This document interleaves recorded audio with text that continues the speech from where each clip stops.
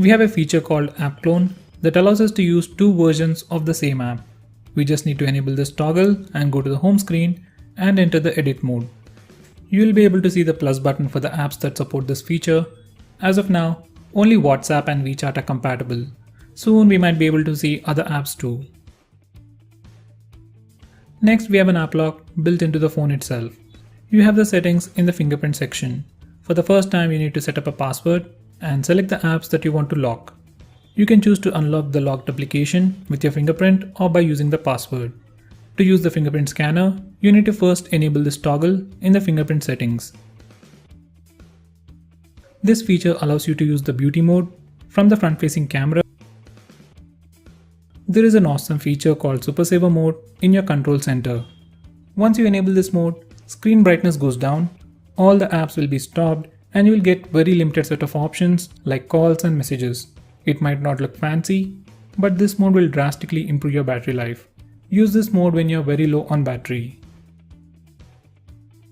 To take a screenshot on this phone, you can press and hold the volume down and power buttons. But if you have a hard time doing that or want additional features, we can use Super Screenshot. Just open the control center and press this toggle. First, we can take long screenshots. Just press the next button to keep it scrolling. Next, we can take rectangular shots. We can draw doodles and take screenshots with all kinds of shapes. And finally, we can also record the screen. All the phones running Android Nougat and above offer split screen mode, the feature where you can run two applications side by side. But VIVO offers a stripped down version of it. It only works on very limited number of apps. You can swipe using 3 fingers to start this mode. We can resize the window, switch them, and even close one of these windows. If you try to do the same gesture with other apps, this will not work, which is like a very bad thing. Unlike previous VIVO phones, this phone has on-screen buttons, and from here, you can change the button position. And if you want, you can try something new. You can go with the sliding gestures. You can slide from the right for back, slide from the center for home, and slide from the left for recent apps button. You can swipe from the corners to bring out the control center. By the way, you need to swipe where the virtual buttons were previously visible. The default video player on VIVO allows you to play videos in a floating window. Just play a video and press this button at the bottom to start playing the video in a floating window. We can move it around, play or pause it, and do some other stuff. By the way, we can swipe up or down on the right side to change the volume, and swipe on the left side to change the brightness, and swipe left or right to change the playback position. In settings, we have the option for Smart Click. It's a quick shortcut that allows you to perform some actions when we press and hold the volume down button on lock screen. I prefer to use the flash. When the phone is locked, press and hold the volume down button to toggle flash. By the way, it doesn't work if you are playing music. We can also do other stuff like recording audio, opening the camera app, and do other stuff. This feature is also called night mode or reading mode in other phones.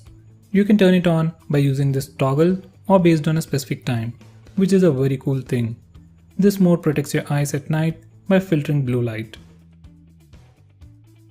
One of the USPs of this phone is hi-fi audio, and it does deliver to some extent. If you want to get better audio experience, in the sound settings, enable hi-fi audio for your default music player. For the best experience, you should have high quality audio and good headset too. If this phone is too big for your hand, you can enable one-handed mode from the settings to shrink the screen size.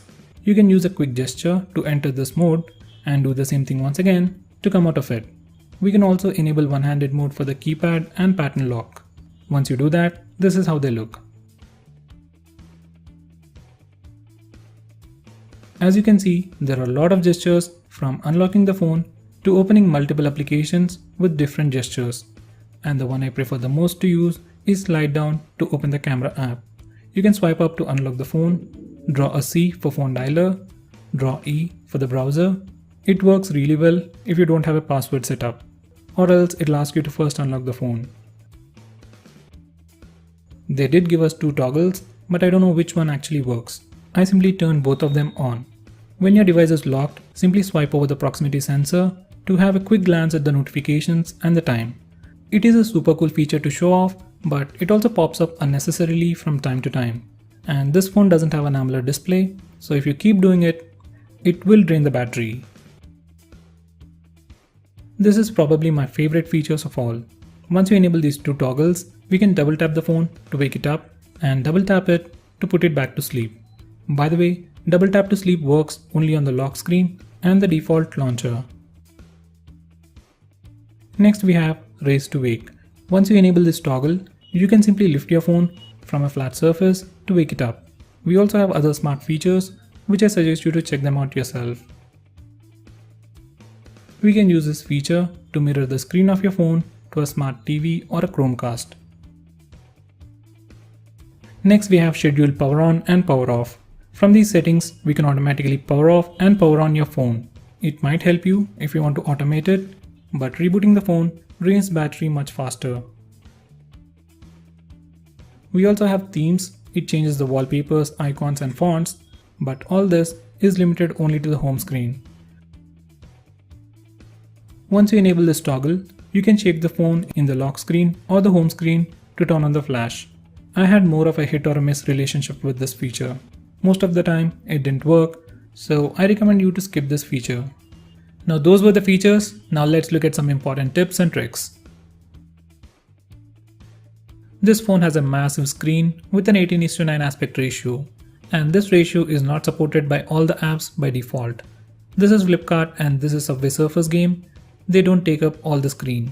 Most of the time, apps are scaled automatically, but if they don't, you can use this setting to scale the apps. Now, if you open them again, these apps will fill the screen completely. As you might already know, we have the notification toggles at the bottom, like the previous iOS.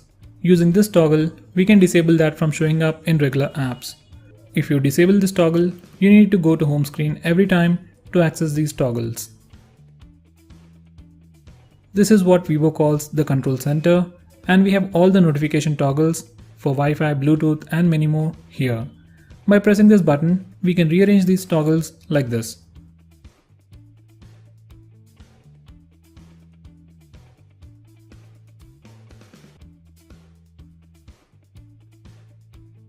Just in case you didn't know or you never tried, from Nougat, you can directly write replies to messages on WhatsApp or Facebook from the notification bar like this. When you press the square button, this is what shows up. It's the recent apps page. It basically lists all the apps that are running in the background or the apps that you previously opened. Most of the time, this phone kills the apps to save some battery life. So if you have any important app that you don't want to get killed or stopped, you can lock it and unlock it like this. You can do it for all the apps that you use frequently to make your phone look faster. There is a view called Heads Up Notification. If you choose that, every time you get a notification, you get a card-like preview at the top of the screen. If you like it and want to go with it, you can keep the Heads Up notification enabled. If you find it annoying, select No Preview, and once you do that, every time you get a notification, you will see the notification icon on the status bar. By default, this phone is configured to kill all the apps running in the background when you lock the phone or even after some time. So if you don't want specific apps to be killed, you can whitelist them from these settings. Did you ever wonder how to change the default launcher or the default browser on VIVO phone? This is how you do it. It's a very important thing. This is something everyone needs to know. Like any other complete Android phone, VIVO V7 Plus also comes with an LED notification light, and the choice to use it or not is left up to you. If you want to use the LED notification light, then enable this pulse light toggle. It's hard to see, but this phone has a LED light on the top. Show battery and network usage. If you want to show the battery percentage and network usage on the status bar, enable these toggles. And this is how it looks. If you want to change the display screen on time, you need to change this auto lock time. For some reason, VIVO chose to put it here instead of the display settings like everyone else.